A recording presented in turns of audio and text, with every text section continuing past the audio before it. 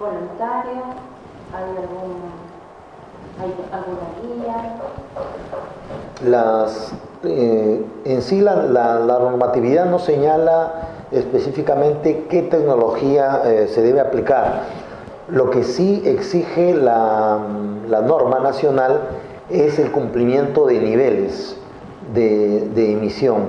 Entonces, al ser ya una exigencia, el titular de las plantas metalúrgicas tiene que evaluar alternativas, ¿no? Al no cumplir con estos niveles de emisión, tiene que evaluar alternativas técnicas para implementar estos sistemas de control, ¿no?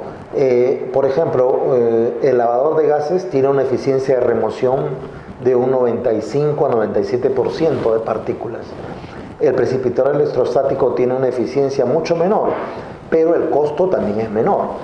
Entonces, se tiene que jugar un poco con el análisis costo, es decir, una mayor eficiencia o un menor costo, ¿no? Y eso es lo que el titular de la actividad tiene que buscar, lógicamente buscando que cumplir con los niveles de emisión, porque la idea es que utilice la tecnología que le permita cumplir los niveles de emisión al menor costo, pensando como empresario minero.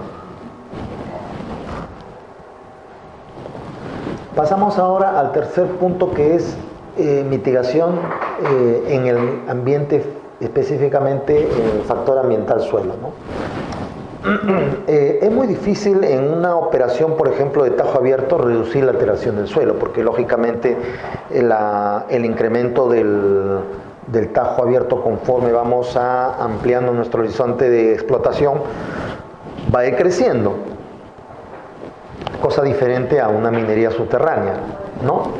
Sin embargo, existen ciertas reglas que uno mismo o que un empresario debe tomar en cuenta, ¿no? Por ejemplo, evitar programar operaciones en zonas de reserva o zonas sensibles, ¿no?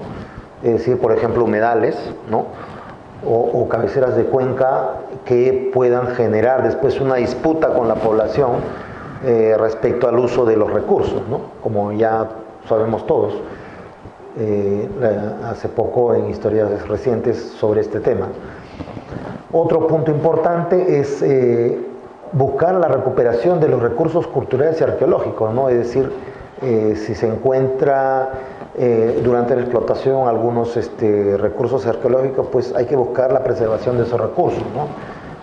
Siempre buscando la posibilidad de poder trabajar en otros frentes, ¿no? Dado que este tema de la arqueología no es de una solución inmediata, sino que requiere una evaluación por parte del Ministerio de Cultura, ¿no? Antes Instituto Nacional de Cultura, ¿no? Quiere decir que para la recuperación de recursos culturales y arqueológicos no involucra al sector minero energético, sino a la que es el Ministerio de Cultura. Así es. Antes el Instituto Nacional de Cultura se encargaba de otorgamiento del CIRA, el Certificado de Inexistencia de Residuos Arqueológicos, de restos arqueológicos.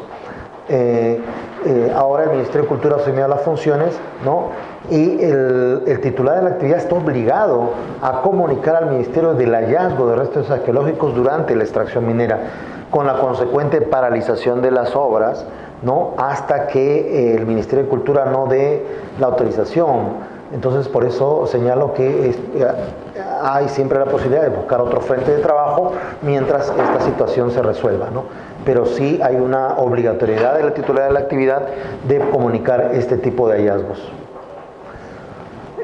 Otro aspecto importante que quizás ayuda mucho, por ejemplo, a recuperar el suelo rápidamente después de una operación de extracción, es la separación de la capa superficial, es decir, la parte orgánica donde está la mayor cantidad de nutrientes del suelo, ¿no?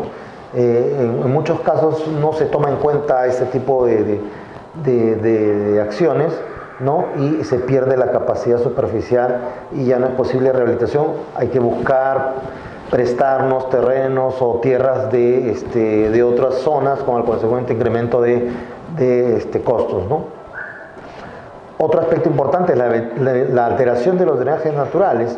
Por ejemplo, cuando hacemos un camino, de repente cerramos un drenaje natural de un manantial, que en ese momento de repente por cuestiones de la estación seca, pues está prácticamente con bajo nivel, ¿no? Pero cuando llega la época de lluvias, pues inunda el camino y al final se origina una variación de su drenaje natural, generando cárcavas, ¿no? Por eso es importante todo un plan de control de este tipo de erosión durante las siguientes etapas del proyecto minero. También es importante una adecuada disposición de residuos sólidos domésticos. Sabemos que una zona minera generalmente están alejadas de la población urbana y por lo tanto no es posible que los residuos sólidos domésticos, es decir, de los campamentos, ¿no?, mineros, puedan ser trasladados hasta los botaderos o rellenos sanitarios, de ser el caso. Por lo tanto, la propia unidad minera tiene que evaluar, identificar y realizar la disposición de residuos sólidos domésticos en un área calificada como de trabajo, ¿no? Y por lo tanto es importante hacer esta evaluación para una disposición adecuada de los residuos sólidos. Una identificación de zonas para depósito relevable también es importante porque justamente cuando se ubican en zonas muy susceptibles, por ejemplo, de deslizamientos, entonces el relave se convierte en un peligro no solamente para la gente que trabaja en la zona, sino también para la población aguas abajo, ¿no? Hay muchos ejemplos de relaveras que están muy próximas a los cursos de agua, por ejemplo en la cuenca de Lima, ¿no?, con los cuales actualmente existe un problema de seguridad, incluso identificado por la empresa de servicio de agua Sedapal, ¿no? Entonces imaginamos que esto también en muchas zonas mineras del país donde hace muchísimos años atrás no había un control, pues ha generado pasivos de manera que ocasionan un riesgo a la seguridad, ¿no? Entonces ahora ya es necesario hacer toda una evaluación y una análisis de zonas propicias para relaveras. Y por último, la reforestación de zonas perturbadas es aquellas zonas que inicialmente sirvieron para un propósito temporal.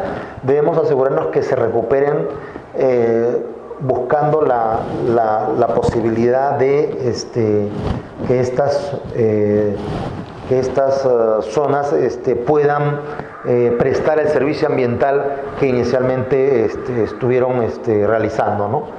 Entonces, por ejemplo, en las cabeceras de cuenca, en zonas donde hubo campamentos temporales, zonas de almacenamiento de materiales que tuvieron que ser desbrozadas, ¿no?, el titular minero debe preocuparse por reforestarlas rápidamente y recuperarlas para evitar posibles ubicaciones de población migrante que buscando una nueva ubicación puedan asentarse en esa zona que no está, digamos, permitida, ¿no? Aquí tenemos algunos ejemplos. Voy a señalar con el cursor. Por ejemplo, aquí tenemos el cruce de una vía antigua que ha sido tapada por un camino, ¿no?, un camino que en algún momento se realizó seguros para vehículos pesados o para vehículos tipo camioneta para llegar a una zona de acceso minero y que alteró un curso de agua natural. Actualmente este cruce ya se ha recuperado porque la vía ha sido reubicada en una zona más alejada del cruce natural. Por lo tanto, esto evidencia pues un adecuado manejo, por ejemplo, de las canalizaciones, ¿no? Otro importante aspecto a considerar es, por ejemplo, cuando el material, cuando se realiza un trazo, una carretera, el material que es arrojado a zonas abajo obstruye una canalización o un drenaje natural, ¿no? En este caso, el deslizamiento de material de una carretera zonas arriba, ¿no? Ha provocado el taponamiento de un canal natural. Entonces se ha tenido que restablecer el caudal natural de este cuerpo para evitar justamente su degradación, ¿no?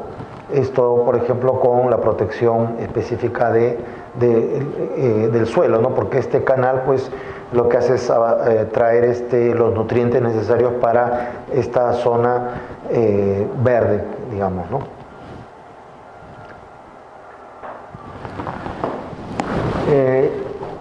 Hemos descrito mitigación de impactos en el ambiente biológico, ¿no? Sin embargo, todavía quedan otros aspectos a considerar. Un componente importante también del ambiente son los factores biológicos. Entre ellos está la flora y la fauna. Vamos a comenzar por la flora porque ya hemos hablado anteriormente del tema de suelos, que se relaciona mucho al tema de la flora, ¿no? Lo que debemos considerar aquí principalmente es evitar la alteración de árboles, arbustos y todo lo que se conoce como cobertura vegetal, para lo cual se requiere de diversas acciones. Por ejemplo, la implementación de un plan de reforestación. Todo proyecto minero que va a intervenir en una zona ocupada por bosques, ¿no? Necesariamente tiene que elaborar un plan de reforestación en la cual se establezca la recuperación en el tiempo, las zonas, como señalamos anteriormente, las zonas de almacenamiento temporal, las zonas de campamentos, necesariamente tienen que recuperarse, ¿no? En una implementación de un proyecto, quizás la ocupación de un área es más grande, mientras que ya cuando se trabaja en una operación, los campamentos se reducen al personal operacional, ¿no? Y por lo tanto los campamentos temporales son abandonados, ¿no? Y necesariamente tienen que ser reforestados.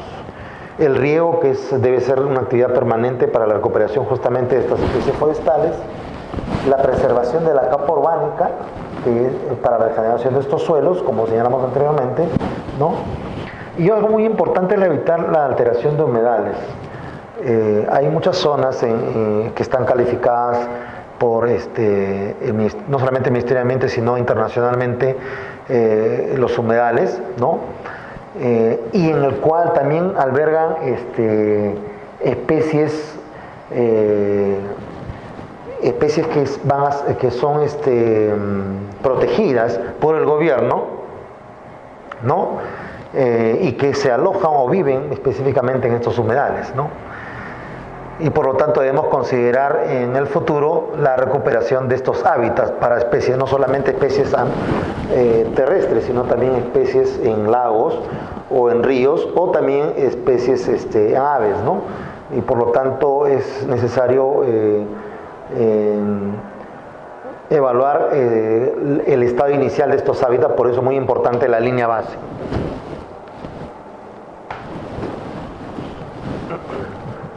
Aquí hay un ejemplo de la recuperación a tajo abierto, ¿no? Este es un tajo abierto que ha estado siendo explotado, ¿no?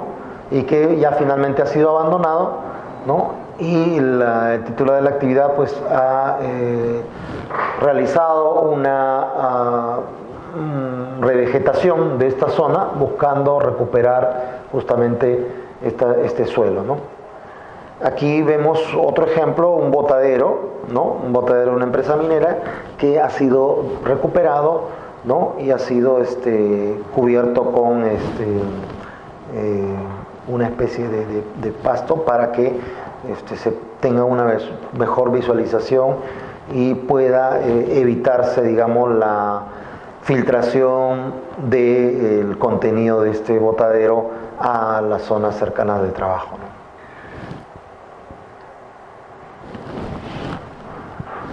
Un segundo componente biológico es la fauna, ¿no? La alteración del hábitat y de la existencia de estas aves, animales terrestres en zonas próximas y además de peces o especies ictiológicas en cuerpos de agua, para lo cual se requiere de la recuperación de su hábitat. Es decir, si hay un impacto, si hay una utilización de ese recurso, pues lo que debemos buscar es recuperar su hábitat, ¿no? Recuperando las condiciones iniciales del agua, del suelo, por ejemplo, reduciendo el ruido. Sabemos que el ruido se encarga muchas veces de ahuyentar principalmente a las aves, ¿no? Entonces se debe buscar una reducción de este impacto utilizando las tecnologías conocidas de amortiguamiento de ruido, ¿no? Por ejemplo, los grupos electrógenos, los motores actualmente vienen con silenciadores, vienen en containers y permite aislar mucho el impacto del ruido en el ambiente. La reducción de la contaminación del aire, como señalamos anteriormente, a través de estas acciones como implementación de sistemas de control de emisiones o el riego o el control de voladuras. La sedimentación de ríos y corrientes de agua, es decir, el exceso de material particulado suspendido en los ríos o en las corrientes de agua, que finalmente provoquen una acumulación de sedimentos, ¿no? Saturando estos cuerpos y ocasionando quizás su variación en el peor de los casos. Se debe evitar la introducción de especies invasoras para recuperación de biológica del suelo, ¿no? Tenemos un ejemplo clásico, el eucalipto, que fue introducido muchos años atrás y que no es una especie natural de nuestra región. Y así debemos buscar evitar esta introducción de especies invasoras, tanto a nivel de forestales como a nivel biológico, ¿no? Y también especies que pueden reducir rápidamente la presencia de especies ictiológicas en los cuerpos de agua, como la trucha, por ejemplo, que en algunos lagos acabó con toda la fauna acuática, ¿no? Entonces es importante proteger a las especies naturales evitando la introducción de especies invasoras. Y por último, una reducción de la deforestación, o si esto no es posible, la implementación de corredores de fauna, es decir, de espacios en los cuales principalmente los animales terrestres puedan desplazarse entre sus zonas de alimentación y de descanso.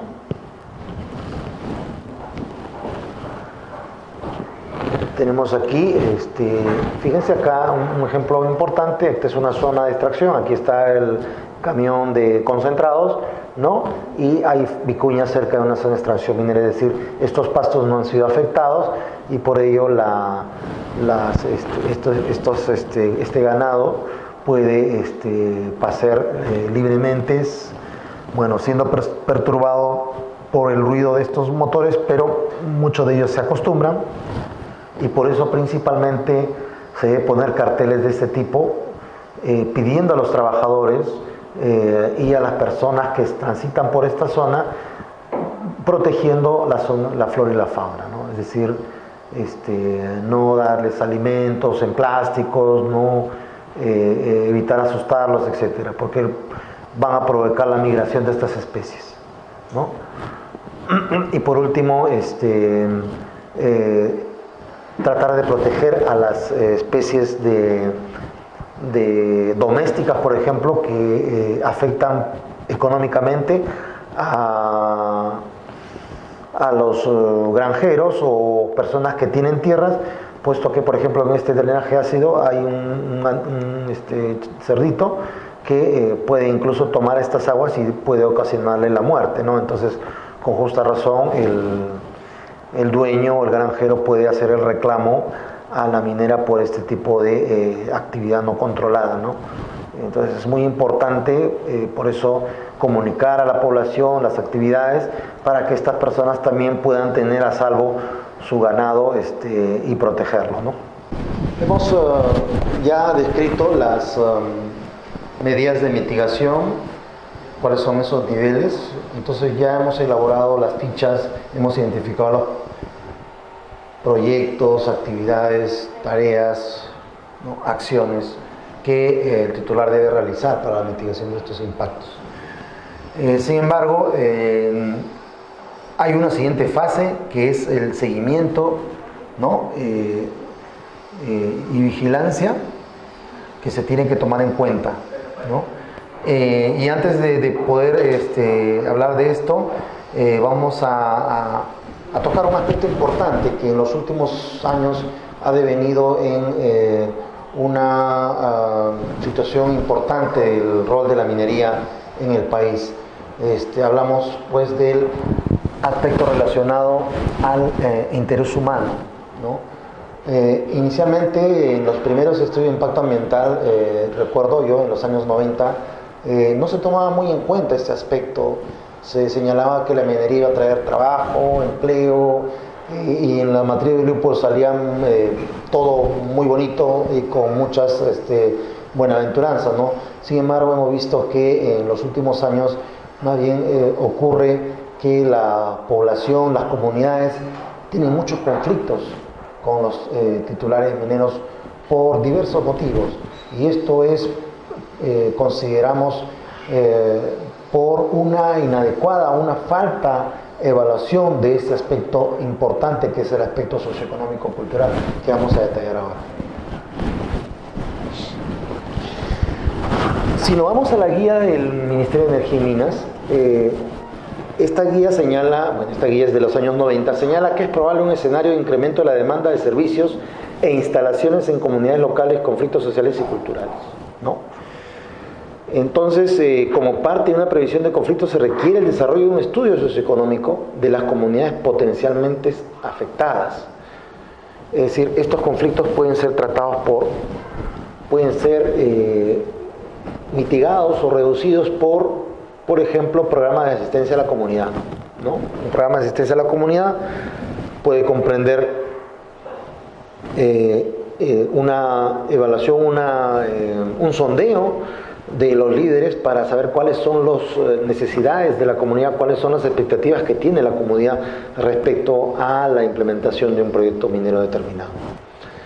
En otros casos ha ocasionado incluso que los titulares mineros otorguen préstamos o financiamiento para pequeños proyectos locales de desarrollo.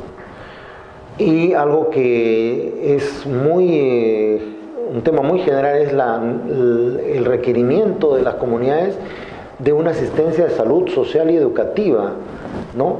Ya que en muchas zonas del país pues el Estado no está presente y en algunos casos la población solicita esta asistencia en vista de la ausencia del Estado, ¿no?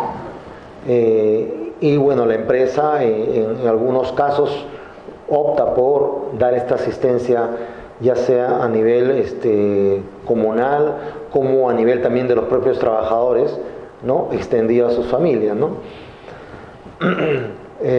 Una opción importante es delimitar en fases el desarrollo minero, es decir, hacerlo que sea por etapas con la finalidad que cause menores impactos, ¿no? Asimismo, definir que solamente hay que construir las instalaciones necesarias para la comunidad. Por ejemplo, muchas requieren de una posta médica, requieren de un local comunal, requieren de hasta una parroquia. Tuve la oportunidad de observar en algunos casos las comunidades pedían la construcción de una capilla, una parroquia, ¿no? Entonces, cada comunidad tiene necesidades diferentes, ¿no? Y por lo tanto es una muy buena práctica que el titular de la empresa pueda identificar estas aspiraciones para poder ver la posibilidad de poder asistirlos o poder facilitar a través del apoyo del Estado este tipo de implementación. También los trabajadores del proyecto deben ser incentivados a participar en asuntos comunales, es decir, no solamente trabajar en el tema, en la actividad, sino también deben proyectarse a su comunidad como parte de una labor de efecto multiplicador que tiene la actividad minera en la comunidad.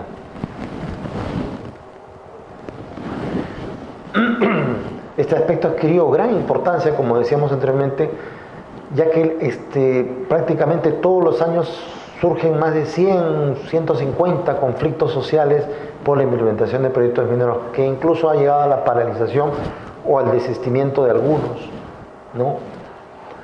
Siempre relacionado a, por ejemplo, conflictos por el uso del agua, aspectos laborales, la no suficiencia o insatisfacción de los alcances del programa de relaciones comunitarias de las mineras, ¿no? Requerimientos de mayor asistencia económica, una mayor posibilidad de asistencia médica y educativa a las comunidades, nuevamente repito, ante la ausencia del Estado en muchas zonas del país. Estas situaciones deben ser previstas en los estudios de impacto ambiental, para lo cual se requiere de un profundo análisis de los intereses comunitarios, ¿no? De los líderes, es decir, cuál es también las aspiraciones de estos líderes, cuál es su predicción, las expectativas de la población, entre otros factores que permiten anticipar estos conflictos. En el mapa elaborado por la Defensoría del Pueblo, ¿no? Vemos que gran cantidad, en muchas zonas, por ejemplo Apurímac, Cusco, Ancash, Puno, son los que han identificado un mayor número de conflictos, de los cuales muchos están activos, ¿no? En Piura también, algunos todavía están latentes, ¿no? Sin embargo, gran parte de estos conflictos, ¿no? Requieren de una intervención del Estado, es decir, la creación de mesas de concertación, mesas de diálogo, para poder canalizar directamente sus requerimientos o sus aspiraciones a la autoridad. Y por ende, ya la autoridad o el sector correspondiente con los titulares de la empresa minera ponerse de acuerdo para ver la mejor manera de prestar apoyo a las aspiraciones de esta población.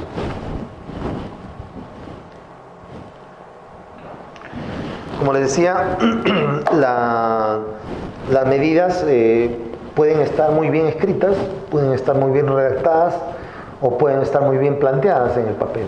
Sin embargo, si no se llevan a la práctica y si no se hace un control y vigilancia de estas medidas, pues es muy difícil llegar al éxito que buscamos en el estudio de impacto ambiental, es decir, el menor impacto al medio ambiente. Entonces el proyecto minero debe presentar un plan de manejo ambiental. Este plan de manejo ambiental incluye justamente el monitoreo y vigilancia de los impactos, ¿no? Este plan de manejo ambiental debe indicar las actividades y programas que serán implementados antes y durante el proyecto para garantizar el cumplimiento con los estándares y prácticas ambientales existentes. La vigilancia principalmente se debe concentrar en aquellos impactos que fueron identificados en la línea base, aquellos que son significativos o de magnitud importante. Por ende, es importante definir nuestra línea base para saber cómo va a evolucionar esos valores en el tiempo. Y siempre identificándolos en los tres aspectos o componentes ambientales: físico, biológico e interés humano. En el aspecto físico, la vigilancia de los impactos se centran en los tres recursos, ¿no? Aire, agua y suelo, ¿no? En el aire tenemos programas de vigilancia de calidad del aire y monitoreo de emisiones, ¿no? En muchos casos también juega un papel importante el organismo de fiscalización y evaluación ambiental, el OEFA, con el cual siempre va a haber una especie de relación directa respecto al cumplimiento de estos programas. El OEFA, como sabemos, es la institución del Estado que se encarga justamente de evaluar el seguimiento de estos compromisos ambientales, y uno de ellos es el plan de manejo ambiental, y dentro del plan de manejo ambiental están los programas de vigilancia. Entonces nosotros tenemos que tener mucho cuidado en escoger un laboratorio adecuado, un laboratorio acreditado, que los monitoreos de emisiones se realicen de manera adecuada, ¿no? Así también cumplir con los protocolos de monitoreo de calidad de aguas y los valores establecidos por la autoridad para los efluentes, ¿no? Ahora que ya se cuenta con un estándar de calidad ambiental del agua, también evaluar el cumplimiento de estos estándares, así como el control de residuos sólidos domésticos e industriales, ¿no? Todo esto comprende el monitoreo y vigilancia de los impactos en el medio físico.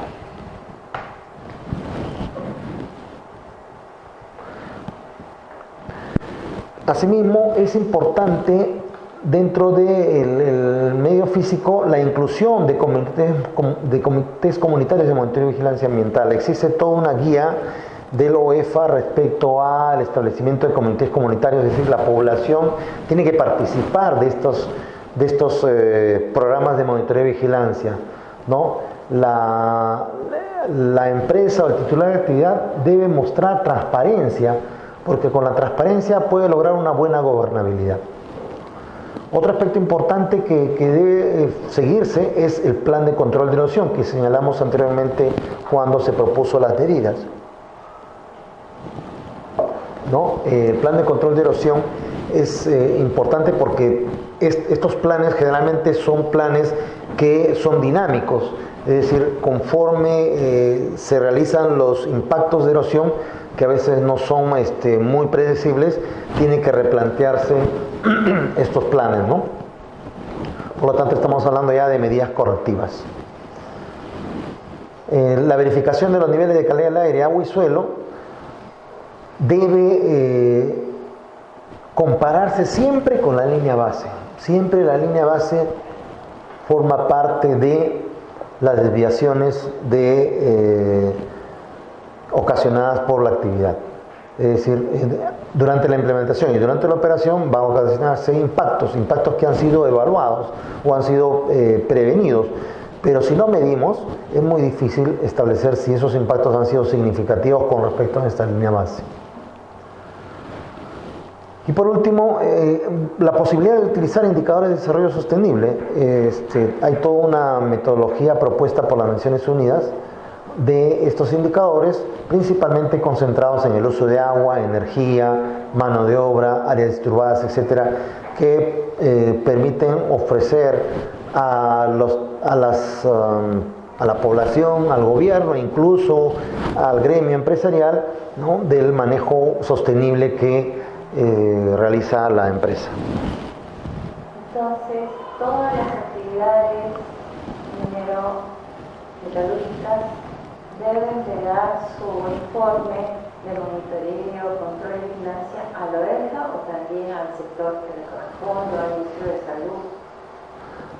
En principio, la norma establece que los informes de monitoreo deben comunicarse al OEFA con copia al sector competente.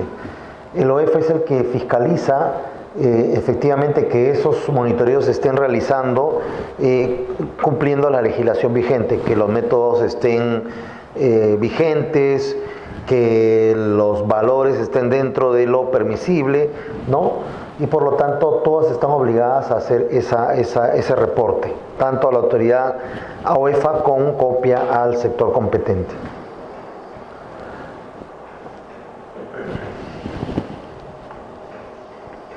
Aquí vemos algunas fotografías de cómo es que se realiza. En este caso, por ejemplo, vemos a personal de OEFA tomando control de fluentes, en este caso una corriente, un río, ¿no? Está tomando parámetros de lectura directa. Anota, uno es el muestreador, el otro es el que apunta, digamos, los parámetros, son de lectura directa, vuelvo a repetir, ¿no? Aquí en la foto de la parte inferior derecha vemos, este es un equipo de monitoreo de calidad del aire, un equipo de bajo volumen para PM10, y aquí vemos trenes de muestreo instalados que permiten recolectar información de material particulado, partículas finas, en este caso PM10, y aquí gases como dióxido de azufre, monóxido de carbono, óxido de nitrógeno. Esta información luego es reportada por la empresa a OEFA y al sector correspondiente. Aquí hay un muestreo de un suelo, ¿no?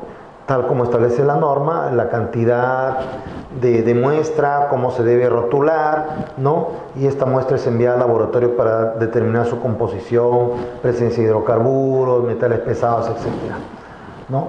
Y por último acá tenemos, como les mencionaba, el manual, ¿no? En este caso de los comités de monitoreo y vigilancia ambiental, en los cuales las poblaciones o los comuneros de poblaciones cercanas al área del proyecto tienen el derecho de participar en este tipo de monitoreos y de tener conocimiento sobre los resultados de estos monitoreos.